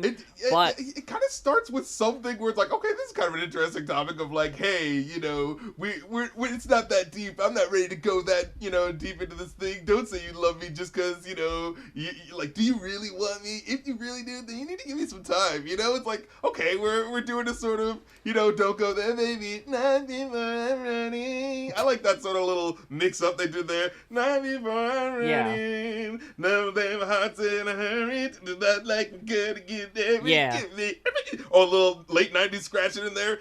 Give me some. I do like that a lot. Yeah. And the fucking key change fucks. I will always pop for a key change. There's not enough key changes on this album. That's my first complaint. Then It Was You by Ashley Ballard with So Plush. Yeah. It's got that late 90s twinkling. Of course. That I like so much. But I thought this was really nothing, and also there was no key change, which was a bummer. Yeah, it definitely was, one of the, all right, we had two heaters in a row. And we need to chill you out. Okay, we got the big names coming in just a second. We just need a minute for the divas to, apply their makeup, Yeah, hold on. I mean, it is that fucking scene in the Moulin Rouge music video where they're leading up to Christina's verse and she's doing her makeup. Right. Because she's next with We're a Miracle, a non-album track, which is nice. I do like when the artists, like, supply a song for the soundtrack, or it's just, like, a throwaway song that you can only get on the soundtrack. Because we'll fucking get to it. But there's songs later where it's like, this is just from the album. This isn't special. Like, if I already have the artist's album, I already know this song, so it's not special that it's here. Yeah. I thought this song was all right, just because it was Christina. Yeah. Like, by just the nature of it being a Christina Aguilera song, I thought it was cool. Yeah. But it's pretty bland. Yeah. I also hate that it teased a key change and didn't deliver, You're which I think is even worse. But yeah, I don't. Does it? Don't even give me the false hope of that. I'm even more offended. But then I think the album really took a big bump with Britney Spears' song. It was like, yeah, the soda pop, something the soda pop. I was surprised that they got that song way back in 1999. Come on. When I saw that, that's the first thing I thought of, and then it was like, oh, no. Actually, it's even weirder than the song from K-Pop Demon Hunters. Instead, it's a Britney Spears song with reggae elements. Okay. It's like, sure. And that dude fucking goes off with like speed rapping. Get on the floor, yay! And we go on and on until the break of dawn. Yeah. I wonder who was inspired by who. Do you because there was a... And I can only think of two examples of this, so it's not exactly a trend. But there's this Soda Pop song. Right. And there's also Fly. Of course. By, Sugar Ray. Where it's just like, oh, sure, we got a Jamaican accent guy here. He's going to be doing a little reggae verse. Yeah, there was just a rash of, like, reggae artists just kind of got on the big pop tracks. I think just by proxy of hip-hop being big and people going like, well, they're kind of referencing these Jamaican guys. Okay, yeah. You know, it was that sort of thing. When you said that, it almost felt like we want to feature a black musician, but rap is too divisive. Right, How's reggae? Reggae is... Like, yeah, it does have political history, but you don't have to lean into it. They don't really know. These white kids aren't going to know what he's saying. No, it's just kind of fun. He sounds different than she does. And honestly, she sounds different than she does. That's one note I have here. Yeah. Is that this is not the Britney you hear on the big hit singles. Right? She has more of a kind of toned down...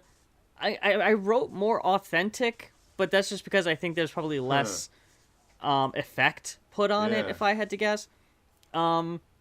Very interesting in general, but just because it's so different than any other Britney Spears song I ever heard. You're right. As a song on the soundtrack, though, I didn't really like it. What? Hated the Haitians from Hateville. Yeah, that's me. Unfortunately. I'm going to be doing that a lot. Sorry. The clock is ticking and we can't stop. We can't stop, Mom. I think I would have preferred it to go in either direction. I felt like it was trying to do both things. And I think that's what kind of got it a little, maybe too ambitious, perhaps. That, like, it on a Britney Spears song was just kind of jumbled, I guess. But I have even less love for the NSYNC song here, ballad. Somewhere, Someday. Yeah. God, look, can I just say, like I said, I did not grow up watching Pokemon, right? But what I liked so much about the Digimon soundtrack was that it was very in your face, very action packed. Right. Because I imagine what the whole thing of these fucking shows is battling. Right. Like, okay, you're in tournaments, you're battling, you got these big epic fights between these Pokemon. Why are there so many ballads? I don't understand. How do they fit in? and I say how do they fit in, but I have my answer. They don't, because a lot of these songs weren't in the movie. Yes, they're just true. On the soundtrack for some inexplicable reason. But the movie does have, like, it's super sappy, emotional third act moment, or like, oh, someone almost gets killed, and so they got to play that song. So they did get one or two of those joints in there, for that emotional I do moment. very much like that you said someone almost gets killed as to not spoil this very old movie. Come on now. Well, look, I haven't seen it. I think that's very, very thoughtful of you. Even though I'm pretty sure it's been spoiled for me just by nature of being on the internet in 2025. Hey, but then look. Oh, well, I didn't say anything, but somewhere someday is so unremarkable. It gets into my fucking emo heart. Like, somewhere there's a ring in it, somewhere you can let your spirit run free. Someday let me be the giver, let this bring you peace. It's like, I'll be that safe place for you, girl, And so they're like, I don't like NSYNC, no, they suck, I don't like boy band stuff. And it's like, that's how I feel about my crush, though. Hey, look, it always serves a purpose. Yeah, I can't say the shit didn't get me when I was a kid. All right. And sort of like, that's boys totally have fair. I get you. Mm-hmm. But then we got Get Happy, which how did this one hit you? Okay, well, look, I got a bit of a history here. Oh, so, okay. Bewitched, for those... Yeah. For the uninitiated, back in the way back day, around this time, around when this album came out, Bewitched it was a big hit over in the UK. I don't think it was that big of a hit over here, called C'est La Vie. And it's super fucking catchy, and hate to go back and forth again, but as a closeted young child, listening to the song, and it was very upbeat, very girly, very cutesy. It was one of the first songs that was like, oh, I can kind of, I kind of dig this. But, like, it was very secretive, right? But the song itself, like, it wasn't a big hit. I heard it on Radio Disney back in the day. It was the only place that ever played it. But I thought it was a really catchy song. And if you watch the music video, because they're Irish, I don't know if you could pick up on that from their voices. No. It doesn't really come up so much in this song, but it does very much so in C'est La Vie. And what I love about the music video is that they all river dance at one point. Whoa. They all just stop what they're doing, and for the instrumental break, they all do a little river dance, which is very cute and unexpected. But what I think is so funny, which again, this track is not on either of their albums, it's just standalone, but there's a wow that's in C'est La Vie. Oh. And they reused it for this song for the recognizability of the wow. Oh, that's awesome. And it's like, have you ever heard what's the song? It's like there's a song by Darude, and it sounds so much like Sandstorm because it just reuses some of the elements from Sandstorm, but just kind of reorganized. I'm sure, like shifted around a little bit. Because it's that sort of like, I know I've heard a song that sounded similar to it, and then it turns out, oh, did you know that it was just this song again? But he used that type of shit. Like, if you didn't know it was Darude, you'd hear it for a second, and you'd recognize the different sounds. Yeah. Yeah, it's like the dig, like it's in there. So like if I didn't know this was Bewitched and I heard the wow, I would suspect. I'd give it a little side eye and say, I know what you're doing. But besides that, it kind of sucks. Oh, come on. It's a happy song about how you need to be happy. Don't be a one of the better ones, but whatever the fuck look, that's a weird as fuck opening line. I don't know what the hell that means. Don't you ever walk that way. I think that's what she was going for, like, oh, don't walk like a bronze. What does that mean? Have good posture? What does that mean? I don't know.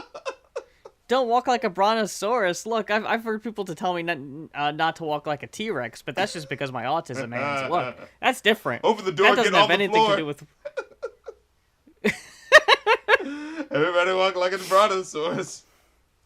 Was. I thought it was catchy. Not particularly interesting.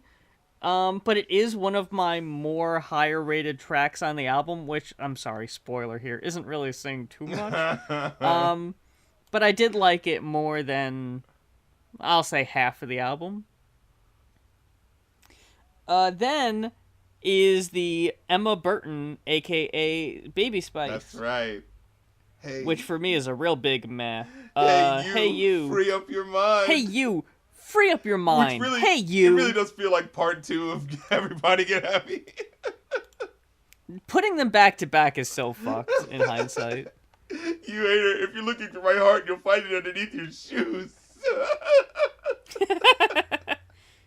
Well, hey, Get Happy wasn't in the movie, but Hey You, Free Up Your Mind was. What? So maybe it wasn't as, so much repetition. No, but you are so right. It does, like, as soon as I think about this in comparison to any Spice Girls song, this is so weak sauce in terms of, like, hey, you over there, the one I sent you meetings because I don't care. I'm like, what?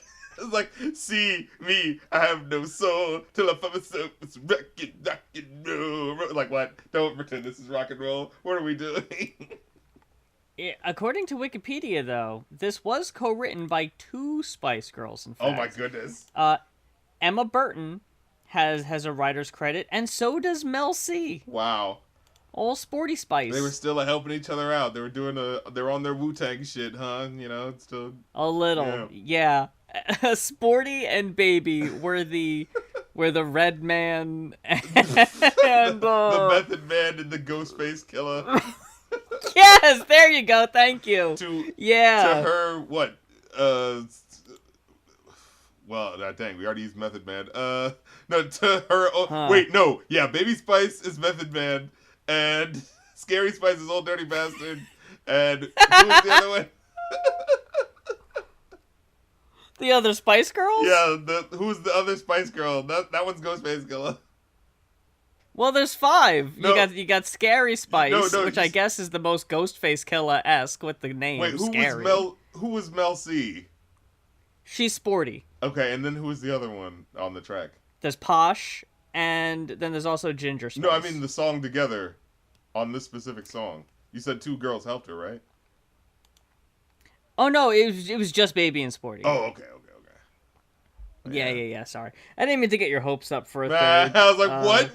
We got 3/5 of the dynamic. I think if there was a third, we might have been verging on this sounds like a Spice Girl song, but just 2 out of the 5 ain't gonna get you there. Yeah, there really does feel like there's something missing. Like, oh yeah, Baby Spice. I don't think you consider her the lifeblood, of the group. No. If anything, it was Scary, honestly. Scary was definitely, the most, obviously well, no, she wasn't in your face. Hers was Hi, You'll See. Who liked it up in your face? I would say she is quite in your face's personality. Wasn't she the one that, like, was snapping back at, like, the director who was, like, trying to make them wear more, like, skimpy clothes, and she's like, we're gonna wear whatever the hell we want. Probably. Yeah. You're probably right there. Like, looking back, I think Mel probably has one of the better singing voices. Yeah. So I don't really remember because I was so underwhelmed by this Baby song. Yeah, I'm trying to like as soon as I think about the vocal delivery, it is very sort of like this sounds like the person who's doing a bit of the backup for most of the time. They're not the lead singer. The fact that they had Baby sing it and not Mel C as a choice. Yeah. But then you've got Fly With Me by 98 Degrees. Oh, buddy. The first note I have here, I'm just going to read these 2 notes back to back. The girls who chose 98 Degrees over NSYNC and Backstreet Boys back in the day were low-key cooking. And then the very next note I have is, this is actually just kind of okay. I'll give you some inside baseball. Why they start with the guitar like Lotharios? They are very soulful. I will give them that. In my head canon, I for some reason thought that their song True to Your Heart right. was for this. And then I looked it up and I was like, oh no, that was in Mulan. Oh no. With Stevie Wonder. That song is so good. I know, right? I heard that recently and I was like, oh my god, this song is so fucking good and catchy. And then I hear this and I'm like, oh, this ain't that. This ain't that at all. Well, see, no. That's you were expecting a fucking Stevie Wonder and a harmonica solo? Come on, yeah, that's gonna feel like a step down. I just thought Stevie Wonder followed him around everywhere. I just thought he was hitching his super extra over-the-top talent to their more relevant wagon. 98 degrees. He was angling for that collab album. I just picture the girls in 4th grade when they were all talking about who their favorite. Like, oh, I like Nick. Well, I like Steve. I mean, he's got an archive. Whose favorite 98 Degrees member is Stevie Wonder. You gotta respect that archive of hits. Look, he was the original. He was the original child celebrity, guys. You know, that dude was fucking like 12 on his first album, and he was killing it. I love the idea that there would be this one like 12-year-old girl in 1999 trying to make the case for Stevie Wonder. who just really is just like, but y'all, it's like everyone's talking about their favorite boy band song, and she's over there like, have you heard Sir Duke? This dude was killing it. What do you mean? His tribute to the Jamaican just enough for the city? She's fucking pumping just enough for the city, and the other girls are like, what is this depressing shit? Turn it off! His homage to the great Jamaican music of the 70s was a classic. Her fucking parents don't mind that she has songs in the key of life in the rotation. Right. It's just like, yeah, sure, this is fine. I actually don't mind this. I was trying to think of what that one album was. It was like the kind of weird one. Fuck it, you know the good one. What was it? Oh!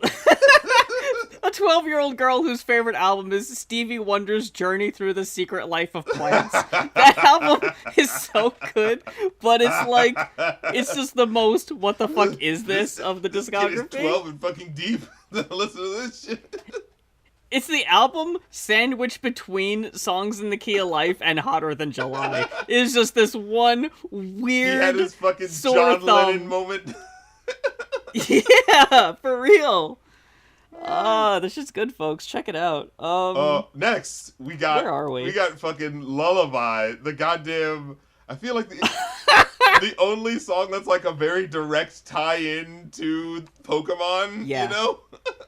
This is what's crazy, that there's not more of this on the album. You have a fucking Jigglypuff sample. Why aren't there more... Why isn't there more of this on the album? Is what I'm wondering. And then I fucking get to... Pokemon. Jigglypuff. Yeah. And then I fucking get to the next song and I have written down Chuck D sample. Why isn't there more of this on the album?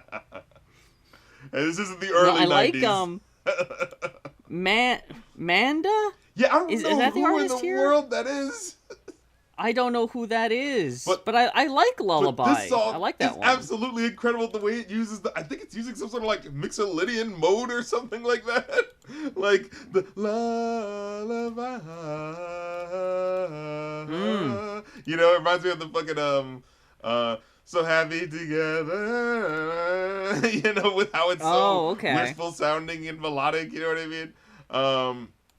But yeah, this one's a fucking classic. If anything, this is the one that should have been a fucking hit, you know. And you know what? It makes sense. Jigglypuff is the most musical Pokemon at that moment, you know. He would show up in the series, actually, as a frequent character every now and then. Well, I guess because she would, like singing, and she would want to sing for people, but no one would, stick around for her to sing. And then when she finally did, they would fall asleep, and she would get angry and then draw shit on their faces. It's so weird how, as the show went on, it was just like, I don't know, let's make another Pokemon just a frequent character, whatever.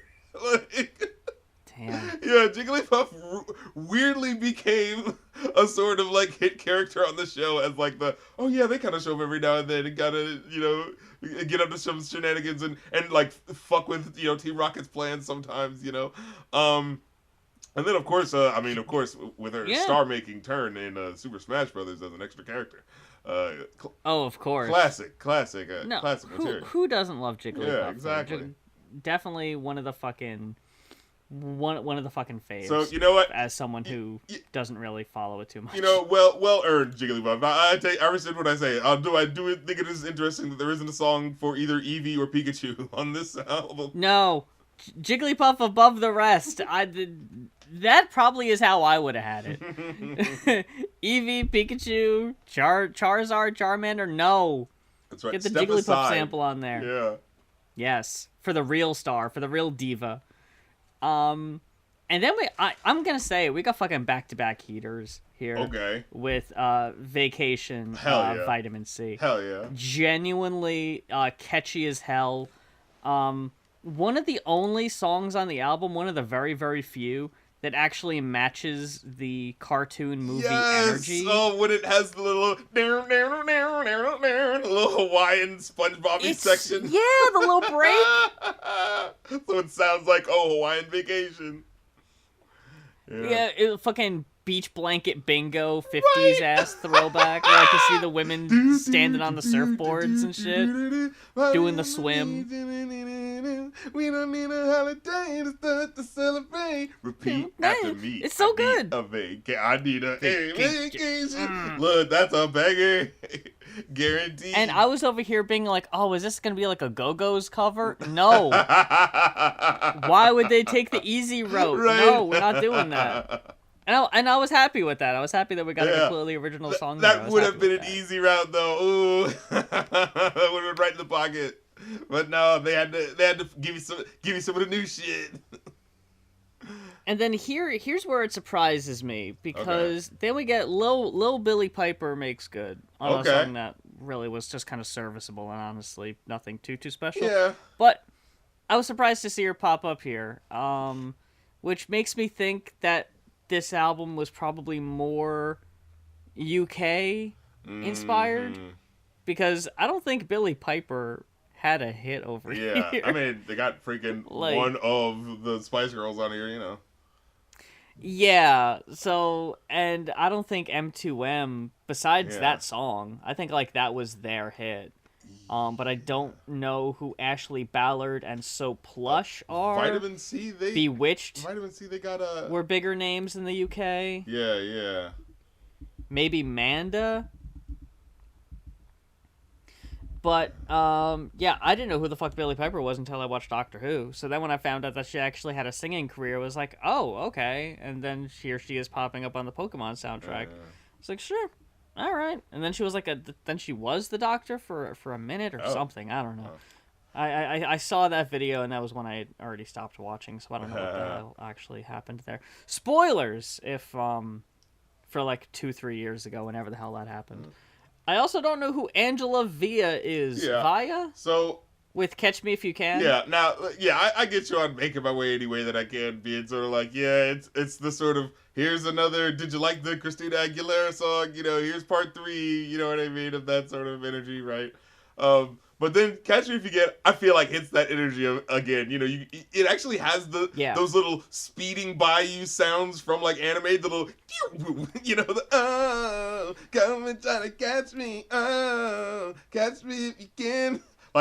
This one reminded me of the Digimon soundtrack. Oh, I get you on that. And how they reference Pokemon real quick in the song. It's come on, catch me now, catch me Pokemon, yeah, come on, try to catch me now, you can't catch me Yeti. Ow. I was like, what? A little mini rap breakdown there. It was definitely the, earlier you said, trope lyrics where it's just, it's full of that. Yeah, filler. It's just full of, the word But it salad. sounds nice, yeah. Yeah, it just works, man. Who's buying this album? Picture the target audience here. Which also, I'm very curious about this as someone who, has transed their gender, so to speak, right? I remember when I was growing up, a main reason I didn't get into Pokemon was because it seemed like it was something that more of the girls were into than the boys. Really? And it didn't seem like it was cool for me to watch Pokemon, so I avoided it like the plague, like much things at the time. And now I'm looking at the soundtrack, and I'm like, yeah, this is 100% targeted towards girls. Yeah, you do have a point. As I'm listening to. Like, I imagine if I was, a more masculine young boy watching Pokemon, this album, like, I wouldn't want this album, or I'd be embarrassed. No, it's just like, I get you on that. I don't think this album would speak to me. Yeah, it's just it's not like there's like ska picks or like I get. What would be a mainstream? Where's Less Than Jake? Yeah, that's what I'd be yelling. Where the fuck are the Mighty Mighty Boss Tones? Yeah. I'm ready to pick it up, and then I'm over here looking at fucking Billy Piper, and I'm like, what the hell's this? I can't skank to this. Oh. I can't skank to Aaron Carter. Oh, wait a minute. That's right. This is your male representation. Aaron Carter.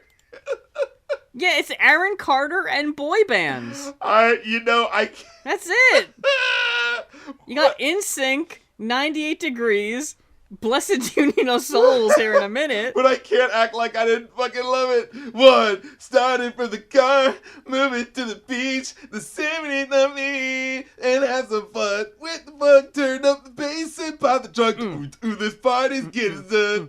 Keep bumping, party bumping, have some fun. With the fun, turn. And they got the fucking, the fucking Justin Timberlake motherfucking beatbox in the background, it's trying to bring it back. Look. I was so fucking shocked by Have Some Fun with the Funk. Because, ultimately, that's what I'm telling everybody. Have some fun with the funk. That's right. Why fight it? As someone who'd only grew up hearing fucking Aaron's Party, Come Get It, and That's How I Beat Shaq, this song is, like, on a whole nother plane. It was like, wow, this is like fucking incredible. But the first note I have is, this kid is always throwing parties. Like, here we go. We're throwing another party. And I think he said something like... party, would you be there? Would you bring your friends to... Why should he says we something stay like... at home? Wait, what? No. I think you were about to say... What were you about to say? Oh, shit. I can't remember what comes next.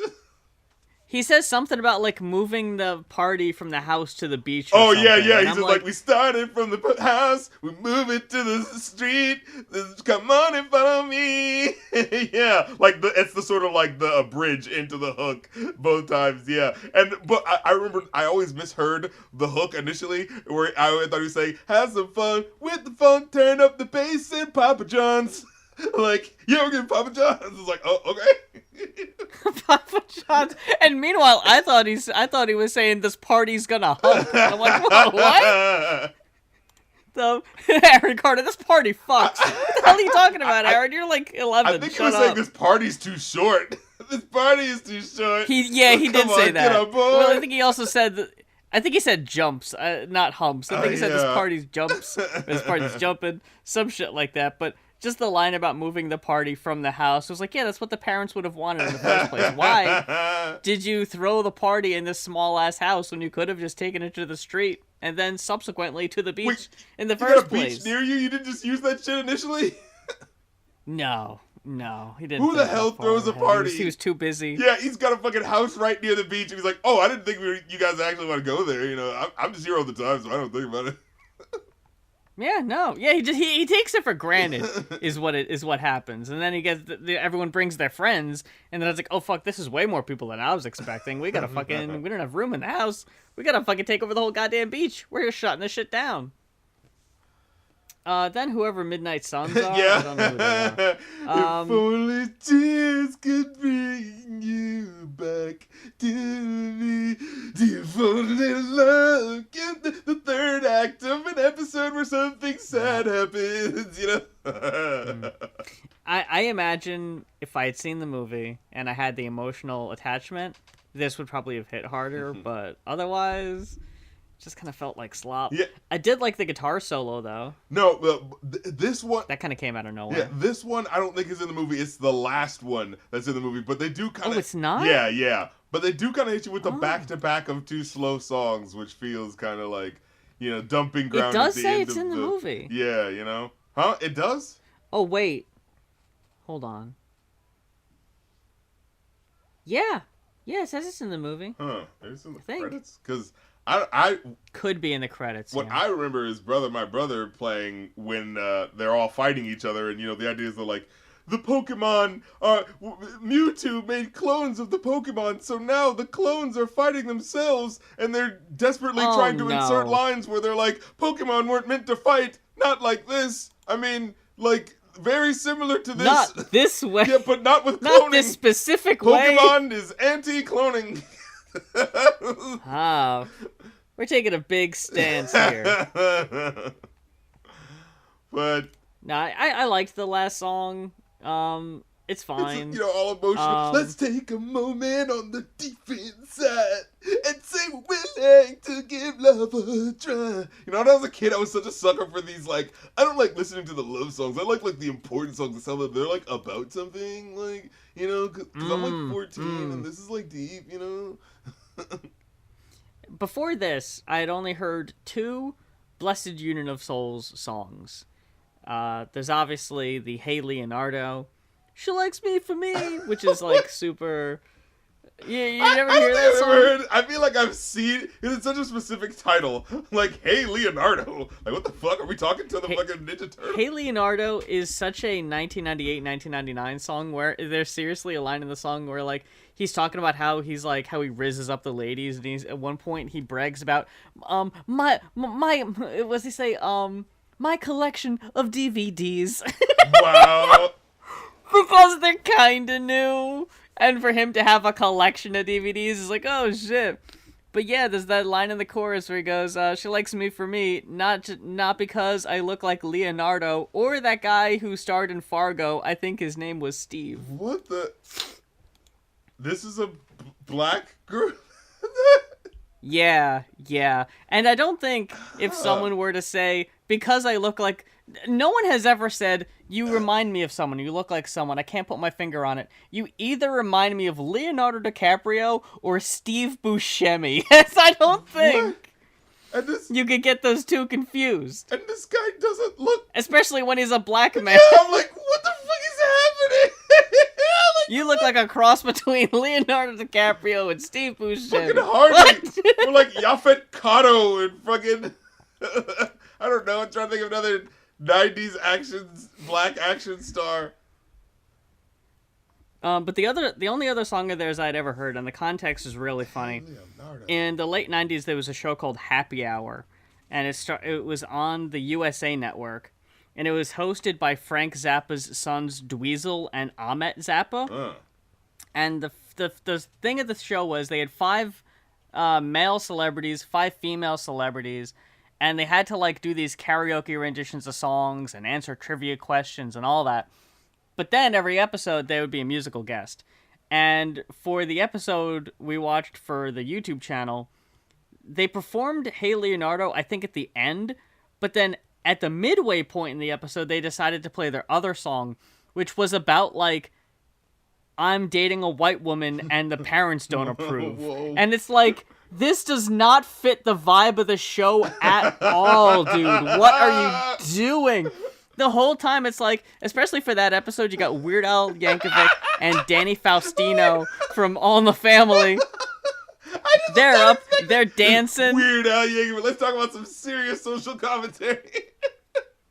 And especially you got the goofy ass Zappa brothers. They've been dancing. They've been inappropriately hitting on the sexy dancers the whole episode. And then when he's singing this really soulful song about, like, oh, they don't approve. They don't approve of who I am. You just see him in the background, just kind of standing there, like, yeah. What's happening? I understand. This is really opening my eyes to a plight that I was unaware of previously. Yeah, all that discrimination shit. So what's up with you and me tonight, baby? You really got me thinking. Anyway, Weird Al, Bad Hair Day. That's coming out soon, right? Oh, that's out already. You're talking about Running with Scissors. That's the more recent album that's coming out soon. God. Okay. Wow. Tell me about The Saga Begins. Good lord. You know, I just read about how he didn't. I originally told a friend of mine because I was thinking like, oh yeah, he like got advanced screening, got to see. No, he didn't because fucking George Lucas is a cheap ass, and he was like, no, we won't even give. I remember because my mom worked at a movie theater around that time, and he was like, no, there will be no discounts for my movies. You have to pay full price. So anyone who has like a discount. Oh man, not even Weird Al. Yeah, I know. So he wouldn't give him an advanced screening. So Weird Al just happened to hear about it. Like, I mean, not happened to, but like. Looked up on forums to see if people were kind of like talking about the plot and stuff like that, and that's how he found out about how the movie went, and he got most of it right. So like afterwards, George Lucas was like, that's so cool that you did it, even though you specifically requested a screening, and I said no because I'm a cheap ass, That I didn't even think about that the song was out before the movie, but I did just recently learn that like. The movie had been in production since like '94. Yeah, I remember. So, I remember people were doing trivia. I remember some Nickelodeon thing was doing like, there is a Star Wars movie coming soon. I remember seeing that. That's like somewhere burned in my memory, So, it is just funny to picture Weird Al on a Star Wars like wiki forum, like looking up the plot of Episode 1 so he could write a song. He's got his nerd connects, Oh, I'm sure he did. I'm sure he was talking to I'm sure he was big friends with Mr. Movie Phone. That's right. And everybody who had the in on the film scene. Sure, who wouldn't? Yeah, him and Kevin Smith, I guess. Oh yeah. What if Kevin Smith got Weird Al to sing a song for his canceled Nick Cage Superman movie? Oh, I thought you were about to say, what if Weird Al is Kevin Smith? It's like, no, Weird Al's way too creative. Oh.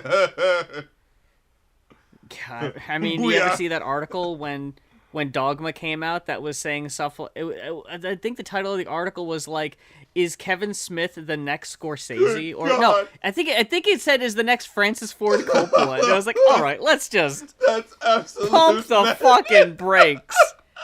His movie had a shit monster in it. Let's chill out for just a second. Like, look, it's probably the best movie he'll ever make, but and time has proven that yes it was. But I mean, yeah, he never made anything that good ever again. But even so, like, you can't exactly act like that's a fucking. You know what I mean? Like, sure. I mean, I guess relative to the Comedy Central movies it was playing next to, sure. Yeah.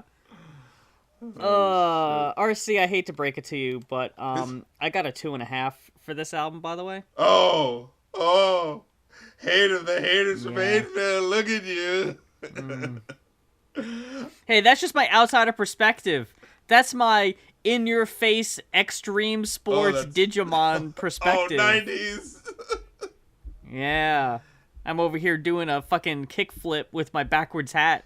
I give it a 4.5 out of 5. Whoa. Wait a minute, are you serious? Yeah, because it's like, as I've gone back, it's like... Oh, wow, I thought you were joking. No, because like one or two of those tracks, are kind of like, okay, the freaking, just the Baby Spice song, and just one or two more slower than you expect songs that I was expecting. But honestly, like, so much of this does hold up for me. That I'm like, no, I'm riding for this album. We ride or die. Damn. Look, that just goes to show. Also, there also is an age gap. I also absolutely. Kind of forgot that. I mean, come on. I grew up with this. This is like embedded in my memory. So of course, like I'm totally look. As much as I like to be like, I'm so trained to be subjectively responsible. It's like, no, I can't act like this shit doesn't put. You know what I mean? It's like takes me back to being 8 years old and be like that's right. I got N64 with Pokemon Stadium 2, and I'm listening to the fucking Pokemon soundtrack. I'm Pokemoned up. Damn, yeah, you really were living the dream there. I don't mean to out you too much here, but how old are you again? I'm going to be 34 in a week. Yeah. Oh, okay. You for some reason I thought you were younger than that. Well, for I guess I have a youthfulness over the phone, but my face certainly does It was not. Your youthful exuberance that tricked me, RC. But it was your wonderment and your youthful complexion. It's what threw me for a loop. Yeah, but my gray hairs do not bear that out. But don't look at those. Don't look at those. Don't think about it. Yeah. Okay. But yeah. I grew up with this shit. My sister was like 2.5 years older than me, so we were both just kind of into Pokemon for a while. And it's so funny. I looked at it. It wasn't that long that we were into the main games, because it was like, I remember we couldn't get the first couple that were in black and white, but it was one of those like, oh, we can't get the new Pokemon game, but, you know, when it came out in color for the Game Boy Color, then we were able to get one, and we were like, aha, but we got Pokemon Yellow, where you could have Pikachu be outside of the Pokeball and walk around with you. So it was kind of like, oh, we didn't get the first one, but now we've got a cooler version where it's in color, and you've got Pikachu out. Like, that's what taught me the value of sometimes, you know, you wait for the bigger, better deal, you know? And weirdly enough, my Game Boy had a Tommy Hilfiger logo on it. I don't know why. I don't, Wait, what? Yeah, I don't know. Where was it? I don't know if there was like a limited edition Tommy Hilfiger like Game Boy thing, but I remember seeing that, and I just never questioned where it was from, because, you know, I was just too busy playing the game. But, you know, I have no idea why we had one. We weren't like rich or anything like that. It must have been just like a special thing we won somewhere or something. I see it. I don't know why there's a Tommy Hilfiger Game Boy. Wow, it's the logo and the name. Wow. That shit's probably worth crazy. Billions of dollars now, and my dumbass doesn't keep it. Nah, I mean only a couple hundred. You know, it's not amazing. It is, you know, it would be a good chunk of change. Sure. I mean, if it was in box, apparently you could get it for $1,600. Jesus Christ. I was just gonna say, I am looking at that one with the sticker on the front and everything. I don't know. Could you only? Why the fuck is Tommy Hilfiger selling Game Boys? I mean, this was the fucking height of Tommy Hilfiger. Like, this was when it was like the biggest. I would probably say, like, late. That 90s. Is so insane to think about, that there's like designer logos on like fucking video game consoles. Like, that is the height of too much fashion. I mean, they fucking like the skins on the Xboxes and everything, sure. like the different editions that they put out. Yeah. I remember selling some of them at Circuit City back in the day, but they came out with some really crazy ones. Man, it is just funny to think of Game Boy as having one specifically. I mean, I guess it could also be like a little fashion accessory, because you could just put it in your pocket. Yeah. Oh yeah, it's even that if you era. don't fucking play it. It's that era. Yeah. Yeah, you could fucking wear it around your neck like Soulja Boy with his fucking remote control car if you want. Yeah, sure. Yeah, whatever. What the fuck? Stop bringing him up. We're going back to our Soulja Boy movie roots. Is that what we're doing? Bring me back. Bring me back. Actually, don't. Please don't. Don't bring me back. I don't need to look at that smug face for an hour and a half. Oh, God. Who's his fucking friend's name? Arab? Arab. Oh, that's right. Immediately problematic. It was on the tip of my tongue. And then didn't he like at first he was talking all like hood and shit like that, and then later on he's like very proper. His hair is primed, and it's like what happened with this guy? I want a sequel now. Oh. Like Soulja Boy, how the is he movie doing now? Bottom of the barrel. Catch up on all the people. Catch up on what was his name? Fucking Kala Park. See what he's up to. See if he's in the files. He probably is. Just follow up on all of them and see what they're all doing. Follow up on Soulja Boy trying to sell that console from someone else that had a whole bunch of, you know, ripped off games on it that it wasn't legally able to sell. Oh, that's right. Yeah. Yeah. There's so much more Soulja Boy lore we could catch up on. Remember that anime song, Bitch, I feel like Goku, Bitch, I feel like Yamcha, or something like that? Bitch, I feel like Cowboy Bebop or something? Because that's too much. Platinum dongs like or something. Shinji. He said something about platinum dongs. It was one of those, you know, I don't think he enunciated very well, but it was just like, what? Platinum dongs? We need a retrospective of the MySpace era of rap, because we always talk about like SoundCloud rappers, but we don't talk about MySpace rappers. What happened to all the dudes who did the Crank That Saga, Crank That Batman, Crank That Lion King, Crank That Freddie Roosevelt, or whoever the fuck it was? Someone should release one of those now. It'd be a big hit. Wasn't there a Crank That? Wasn't there a Crank That Teddy? Like, there was some sort of president. Teddy Roosevelt? Yeah, there was like a Crank That Roosevelt. And it was like if you pull and what looks like you're pulling at their dick and their legs flip to the side. You know? I don't remember that. Hold on a second. I'm looking it up right now. This is fucking Black history right now. Black dance history. Wait! You found it, didn't you? What the fuck? That's crazy. Ain't that Roosevelt? That is, dude. This dude is doing it for a whole minute straight. You can't stop him from cranking that Roosevelt. What is it called that? This is the shit that I'm going to remember forever instead of like, you know. How is he doing? My social security number or whatever the fuck. Right now, you know when they say like, oh, if you showed this to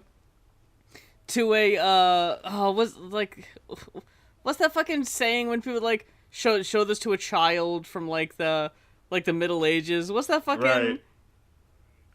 Like you know, they say like, oh, if you bring something from the modern era back to like someone from the Elizabethan era or something, they'll think you're fucking crazy. That's how I feel now watching this dude cranking that Roosevelt. I'm seriously sitting here going, how is he doing that?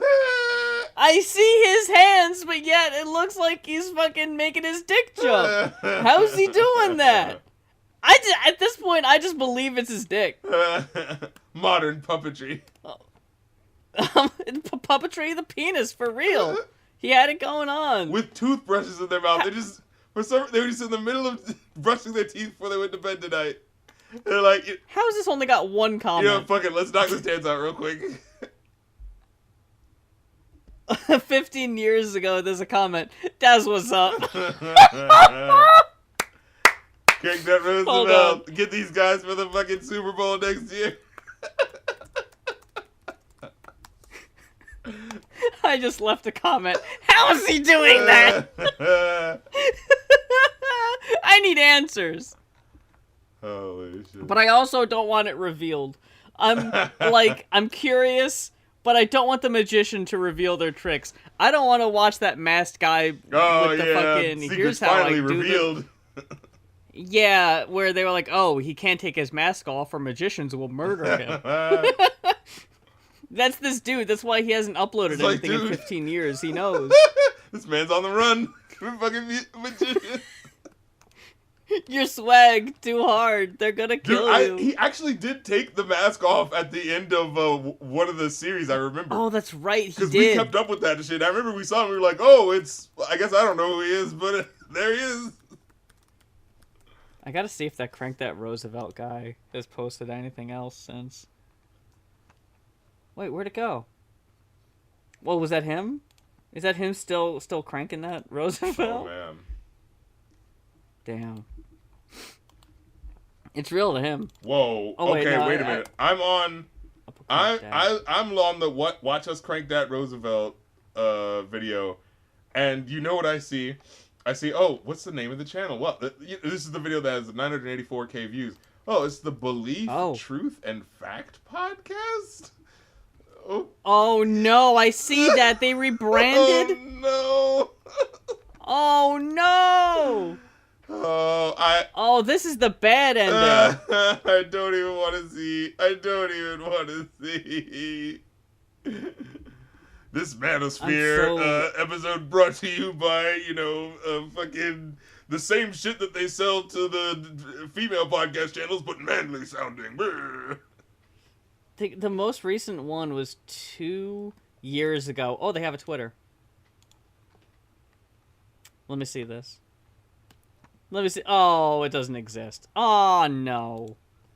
It's lost to I'm time. sure it was I fine. can't even find the video I just left a comment on. I can't find it now. I'm sure it's fine and completely politicless, politics-free discussion with the Crank That Boys. I'm sure they're just hitting this. They're just shooting the shit.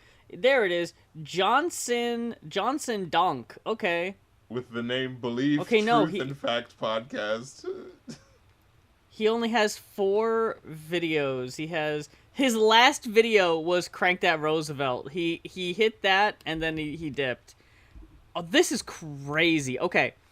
In 18 years ago, this channel posted 2 girls dancing to She Got a Dunk, and it's got almost 200,000 views. Then there's a video for Jig With It that's only 65,000. Then there's a solo video with only 4,000. And then the Crank That Roosevelt has 3,000. That was posted 17 years ago, and they haven't posted anything since, unfortunately. 58 subscribers, that's a crime. I decided to look at the description of this Belief, Truth, and Fact podcast, and it's like, oh yeah, it's swerving real close. Or like, major themes on this channel are so-called race, social class, and gender relationships. Can men and women truly be friends in a platonic manner? Are gender roles important in a relationship or in society in general? What is the difference between love and in love? Are you oppressed? What is racism? Which race is more privileged than the other? I don't know. I was gonna say, I guess it ultimately comes down to the conclusions they come to, but I'm still not comfortable with it in any regard. It's a little bending into that 80s When Harry Met Sally territory, because it's a fucking New Year's movie, I watched that movie on New Year's Eve because I'd never seen it before, and the movie ends on New Year's Eve. And look, man, I don't know if it's the fucking hormones or what, but I was rocking with that movie. I liked it. I'm sorry. I'm such a hater on that movie. Look, it's not perfect. So, that's not I'm not saying that at all. Crystal's not funny. Oh no, he sucks. He sucks, and his character sucks. Yes. But hey, look, I've known plenty of girls who fall for just the douchiest boys, and look. So it's you kind of can't tell them nothing either. Yeah, it's kind of like okay, so is this the truth? But this sucks. Why they? And it was by a couple. There were a couple that wrote this movie, and it's like, why is this so? Where the guy is just a complete asshat, and she's just like, bold, but I guess he's charismatic, so I guess I'm fine with it. It's like, this feels like this is saying something about their relationship, and I don't think they realize it is. Big are the straights okay right. moment. Oh my look, God, there movie. Are so many times I'll overhear straight couples talk about their dynamic, and it's really just like, y'all should break up like right the fuck now. I don't know what, neither of you sound happy. It sounds miserable. What is this? Like were people exercising all their options when they decided to choose what they chose, or was this a turtles all the way down situation in regards to gender fluidity as well as like the people that they were personally, you know what I mean? It's sort of like no, we got to do this, and this is the way this is, and so I guess here's a guy. You know what I'm saying? Like, well, I just gotta listen to the fucking podcast and find out all my answers about gender relations and if men and women can truly be friends. I don't know. How else am I gonna know? But that about wraps it up. I can't believe we went there. Like, God dang it. Trying to have a simple podcast. It's been a minute. Naturally, we were going to go 2 hours. That's just how it goes. I don't know how long it's going to be after editing. Who knows? I don't even know who's editing this. But we'll find out all that and more. And I want to thank everybody for listening and sticking with us and being excited for the return. And we've already got a couple requests. That's right. So I'm very excited. We're hitting the ground running. How do people request an album for us to talk about, RC? Oh, they can head on over to Ko-fi.com/rapcritic. That's ko-fi.com/rapcritic. You know what I'm saying? And they can put that request in there, as well as requests for live streams, movie podcasts on the Review a New Podcast, song reviews. People have requested some indie stuff. that's going on right now. I've also been taking rap guest verse requests. A couple people sent a few through. Like, I like to listen to the music myself and be like, oh, can I rock with this, and then it'd be like, okay, if I do, yeah, sure, well, let's do a collab and stuff like that. So I'm doing that type of shit now. I'm all over your map on the internet, with the music reviews, with the movie reviews, with the fucking actually putting out new music, you know what I'm saying? The Futureezy's coming soon. Look, your boy's out here, okay? I'm trying to pitch a little TV show while I can. I'm looking for some black animators, you know what I'm saying, to help me out with that. Okay. So look, we trying to keep it nice and breezy in this bitch, So yeah, we trying to get some shit percolated and popping where we can, if possible, But let's fucking go. Yeah, for sure. Trying to do the dang thing, See where we can go. If goddammit Justin Roiland can get a fucking show, I'm fucking putting my goddamn bid in at least. Jesus Christ. Yeah, I mean, I was gonna say that there's a fucking spot on the top, but Smiling Friends pretty much took that. So. But I'll just say, like, now you gotta wait for everyone who loves that show to realize how shitty the people that make it are and abandon it. Oh yeah, I haven't seen that show, so I don't. Yeah, no. But fucking Justin Roiland, just personally being shitty, as well, but also, like, have you ever seen the original Rick and Morty, video, like their pitch thing? It's so fucking gross and disgusting. It's one of those, like, why would this ever have been picked up? Like, oh my god. It's literally just like, this is a Back to the Future ripoff, and I have a time machine, but it's powered by licking my balls. You gotta lick your grandpa's balls. Oh. Morty, and it's like, what?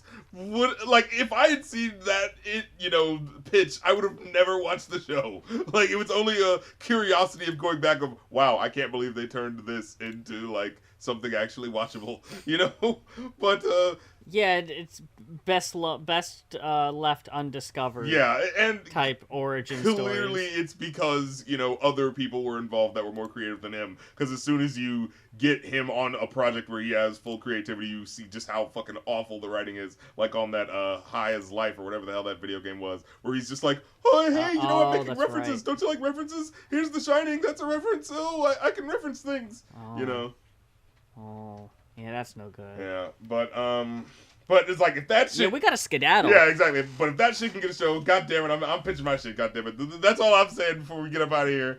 Fucking, this has been the Going Off fucking podcast. Thank you so much for listening. I'm the Rap Critic. We're fucking back. You say your name, right? I'm off. Yeah, that's right. And gotta catch 'em all, Pokemon. I don't have any emotional attachment to this franchise. Bow!